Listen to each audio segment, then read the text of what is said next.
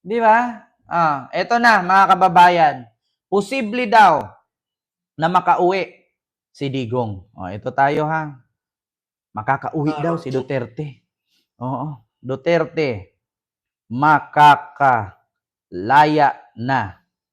Nako, mga kababayan. Totoo ba to? Ito na. Ito. Na mapapawalang sala si dating Pangulong Rodrigo Duterte sa kasong Israeli lawyer na si Nicholas Kaufman na mapapawalang sala si dating Pangulong Rodrigo Duterte sa kasong murder as a crime against humanity na kinakarap niya sa International Criminal Court. At mula sa the Netherlands, saksi lahat, si Marie Zumali. Maris?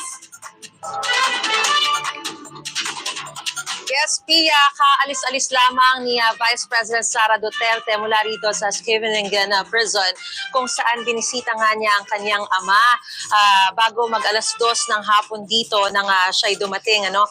So more or less nasa mahigit isang oras din yung kanyang pagbisita sa kanyang ama at sinabi nga niya na maayos ang lagay ng kanyang ama. Nasa hospital part daw ng detention facility nananatili ang kanyang ama para laging mamomonitor yung kanyang kondisyon. At sinabi naman daw ng kanyang ama na mabuti ang kanyang sitwasyon sa loob. Katunayan, para raw hotel yung kanyang tinutuluyan sa loob ng detention facility na ito. Ang tanging kaibahan lang daw ay hindi siya makalaya o hindi siya makalabas. Very comfortable, control yung temperature sa loob at nakakakain din daw siya ng kanin. In high spirit nga ang dating Pangulo sa loob ng detention facility dahil ayon kay Vice President Sara Duterte, ang katunayan daw dyan ay na-charm niya yung mga tao sa loob ng detention facility. So the usual former President Duterte kung paano siya sa mga tao, na-charm din daw niya yung mga tao sa loob. At sinabi rin ng Vice President na pwede raw palang magpadala ng sulat sa detainees, gaya na rin ng kanyang ama na nakatanggap ng sulat mula sa isang Dutch couple. At doon nga ay pinaparating nila doon sa sulat na yon yung kwento rin ng isang saint na taga dito sa Netherlands at nakulong din daw dito sa detention facility na ito kung saan pareho daw yung sitwasyon na nakaranas daw ng injustice. So sa ngayon, ang sinabi raw sa kanya ng kanyang ama ay pinauuwi na siya. Pero sabi niya ay inaayos pa raw niya. Bago siya umuwi sa Pilipinas ay gusto niyang ayusin muna ang kanilang defense team. At sa ngayon daw ay bukod sa British-Israeli lawyer na si Attorney Nicholas Kaufman na itinalaga ng kampo ni Duterte na maging counsel niya, ay meron na raw iba pang kinakausap ng mga abogado itong si Vice President Sara Duterte. Katunayan yung isa sa mga ito ay darating daw dito sa The Hague. At oras daw na maayos ang defense team na ito sa ICC ay magwi-withdraw raw si dating Executive Secretary Salvador Medialdea dahil ang nais daw ng pamilya Duterte ay ang gupunin nilang mga abogado sa kanyang defense team ay yung mga may karanasan sa ICC. So, wala. So, So, VP, are we waiting until September, or there's still a remedy that we're going to do? we're currently working on things for him. That's no nice. Because So, waiting pa ba daw hanggang September? Si Sara mismo nagsabi, no. So, ibig sabihin, hindi naaabot September. Makakalaya nga daw si Digong. Paano nga? Mahirap kasi kapag didiis ka, tapos bubo ka, tapos naniniwala ka. Ngayon, kung didiis ka, aasa ka ng aasa. Ang sabi una, March 28 makakauwi na. Wala. April 1 na ngayon. Wala pa rin. Di ba? Ito. so, VP, are we waiting until September, or there's still a remedy that we're going to do? We're currently working on things for him. That's no nice. Because this is gonna happen like from here on until September. Everyone's gonna be here, so they don't want that. Like, the neighborhood here don't want that. Okay. That everyone will be here because it's a private like. I guess what is happening right now will make the ICC understand as well. Correct. Yes. that, Yeah. they did. Diba? But then, Ngayon sasabihin ninyo, si Sara na mismo, tinanong ng reporter, BP, mag-antay ba tayo dito hanggang September? Sabi, no. Ginagawa na namin, inaayos na namin. Alam niyo sa totoo, bakit? The more na nangako kayo na makakauwi si Digong nyo, the more na bubutasan at bubutasan namin kayo. Bakit?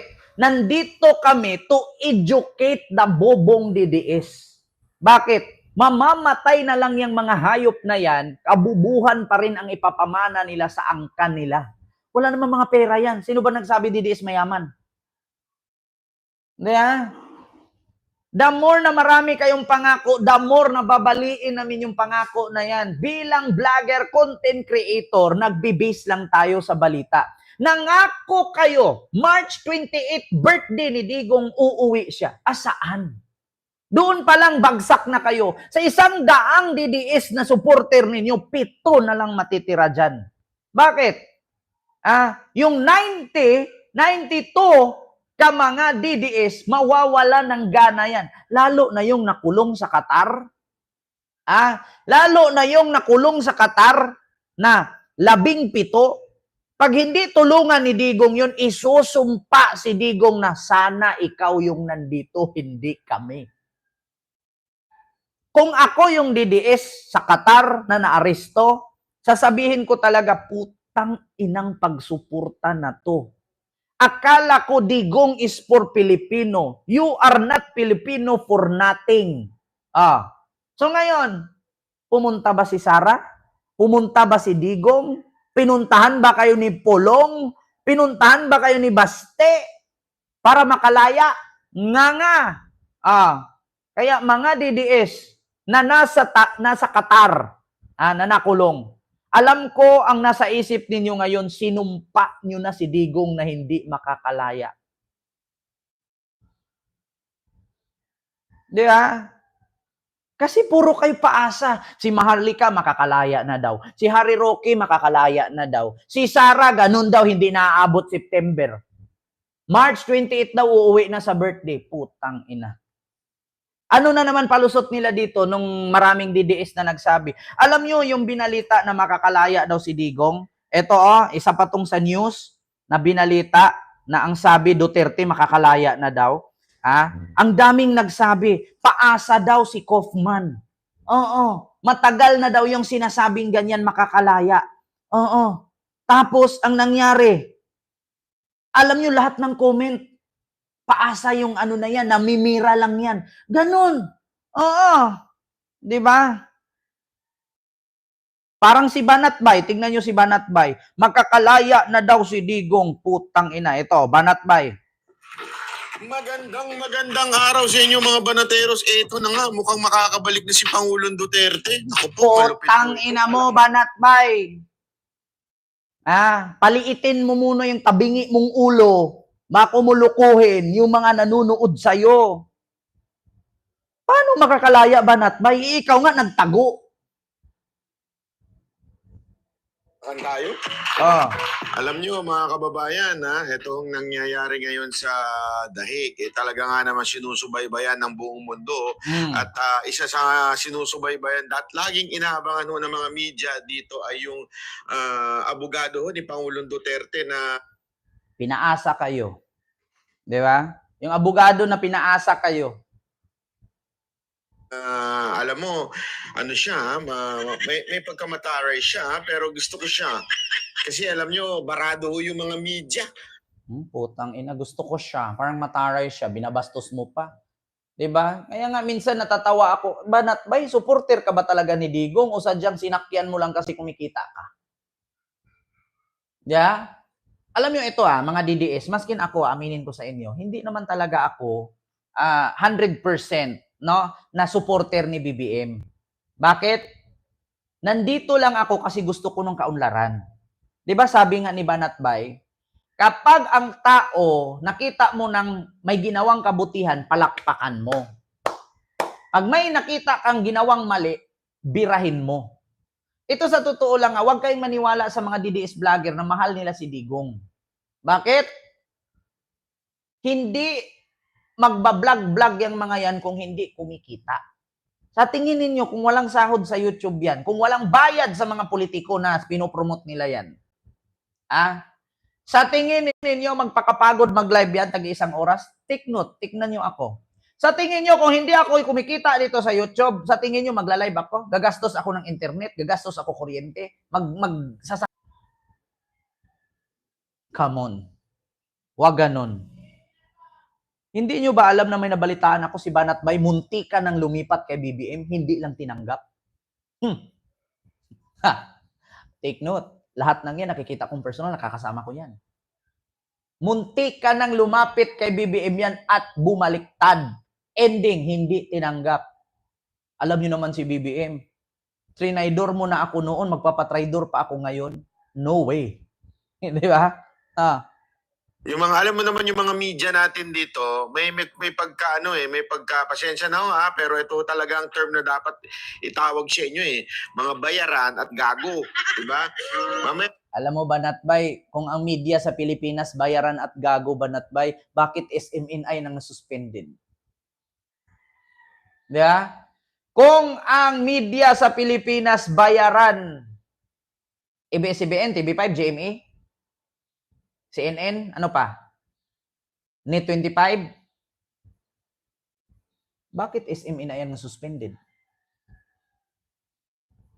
Pag-usapan natin yan, meron akong matinding pasabog mamaya, na nakita at ipapakita ko at papaliwanag ko sa inyo. Pero bago po yan, ito munang interview ng ilang mga media dito sa abogado ni Pangulong Duterte, at dahil dito sa interview na ito, alam mo na natingin ko maganda talaga ang titulo nitong video natin is, alam mo, sa totoo lang, kung ano ang sasabihin ng abogado, huwag kayo agad-agad maniwala. Bakit? Sabi niya lang yan. Ikaw, ganito, example ko nagbibinta ka ng mangga. Kahit talong. Talong, nagbenta ka ng talong or mangga. Ngayon, anong gagawin mo para mabenta yung mangga at talong mo? Siyempre, kung ikaw matalinong buyer, siyempre titignan mo yung talong. Sisilipin mo yun kung may butas, may uod yan. Pag nagbenta ka ng mangga, siyempre kikilatisin mo yan. Kung maganda ang balat, masarap yan, malinis, walang uod yan. So anong sasabihin mo? Ma'am, huwag kang bumili sa mangga at talong ko, bakit may uod yan? Hindi ka ganun. Siyempre sabihin mo, yes, fresh yan. Matamis yan. Kahit hindi mo pa natikman. Bakit? May balat pa Di ba? Ganun ang abogado. Ganun ang abogado. Magbibenta ka ng negosyo mo, tapos sasabihin mo, bulok yan, may uod yan. Paano ka mabilhan yan? Di ba? Ganun ang abogado. Siyempre, sasabihin ng abogado, magaling ako, makalaya na. Bakit? Para siyempre, di ba? Walang nagbe-business nang hindi nagpo-promote. Sales stock lang, okay na yun. Di ba? Kayo, paniwala kayo, wala pang ang hearing, September pa, sasabihin nyo, makalaya na. Lukuhin nyo, lilang nyo. Oo. Sabi nga ni, lukuhin mo, lilang mo. Ay, Diyos mio, Marimar. Hindi pa nagkaroon ng hearing, sabihin ng abogado, makalaya na. Tapusin nyo muna yung hearing, tsaka kayo maniwala. Kasi pinaasa yung Pilipinong DDS. Kaya nga kung ako DDS, sa 100 DDS na nood sa akin, pag natauhan yan, 7 na lang matira dyan, babalik doon sa DDS. Yung 92 dyan, mawawala. Bakit? Tignan mo, araw-araw, libo-libo nanonood sa atin. Yung mga nanonood sa atin dyan, 30% dyan DDS, 70% dyan loyalista at kakamping. Yung 30% na yan, bukas makalawa, 5% na lang. Yung 25 nagising. Bakit? Araw-araw kang pupunta ng Netherlands. Ito mga DDS. Pupunta ka ng The Hague sa Netherlands. Babiyahe ka ng 2 oras para susuporta kay Digong. Mag-absent ka, pagod ka, pag uwi mo sa trabaho mo, sa amo mo, magkuskus ka ng kubeta. Magbantay ka ng matanda, maghugas ka ng tae, magpadede ka ng bata, maglaba ka ng damit, maglinis ka ng bahay, magsaing. Diba? Tapos, pupunta ka pa ng dahig.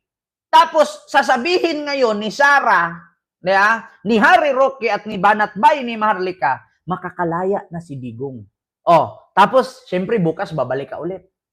Makakalaya na si Digong. So, bukas, babalik ka na naman ulit. Makakalaya na si Digong. After 1 week, 2 weeks, sasabihin mo sa sarili mo, utang ina, niluloko na ako nito. Magkano pamasahe mula sa dahig papunta sa trabaho ko? Tapos pabalik-balik ako dyan, hindi naman nakakauwi. Unang pangako, March 28, uuwi sa birthday. Ngayon papangako nila, September, makakalaya na. Wala pang September, napakalayo. 5 buwan, 6 na buwan ka mag-antay dyan, pabalik-balik sa dahig. Itigil mo yan. Ipunin mo yung pinamasahe mo sa loob ng 6 na buwan, pabalik-balik sa harap ng dahig. Ipadala mo sa pamilya mong nangangailangan. Nandun yung anak mo nag-aaral. Nandun yung bahay mong butas ang bubong. Nandun yung asawa mong sugarol, babaero, adik, lasinggero. Padalhan mo yun. Hindi yung pabalik-balik 6 na buwan. Araw-araw ka ba biyahe? Mula sa dahig papunta sa trabaho mo? Sa tingin mo hindi mabubwisit yung amo mo niyan? Instead na itrabaho mo doon, sabihin ng amo mo, where are you going na naman? Are you around where? Di ba naalala nyo yung Pinoy, sabi niya, nagpaalam ako sa amo ko. 3 days ako may lagnat. Tapos pagka 4 days, okay na ako. Diba? Kaya sa inyo mga DDS, isipin yung mabuti. Tapos sasabihin niyo zero remittance. Pag hindi kayo magpadala, zero remittance. Hamonin niyo sa gobyerno yan, zero remittance. Huwag kayong magpadala. Ngayon, hindi naman ang gobyerno ang magugutom. Bakit? Hindi lang naman kayo ang Pilipino na nasa Pilipinas. At tandaan ninyo mga DDS, hindi sa 120 million Pilipino, hindi kayo lahat DDS. Kung hindi kayo magpapadala, hindi naman pamilya namin magutom. Pamilya nyo. Diba? Hahamunin yung gobyerno, zero remittance. Ngayon, pag hindi kayo magpapadala, sinong pamilya magugutom? Anong pambayad mo sa kuryente? Tubig, bahay, pangkain, pangsugal ng asawa mo, panglasing, pangbabae, pang-adik. Diba? Hindi Pilipino at hindi presidente ang magugutom. Pamilya ninyo. Di ba? Ganun lang. Speaking of magugutom, dito tayo sa bigas. Ay, Diyos ko, mga kababayan. Tapos na tayo dyan. Pagod mag-explain.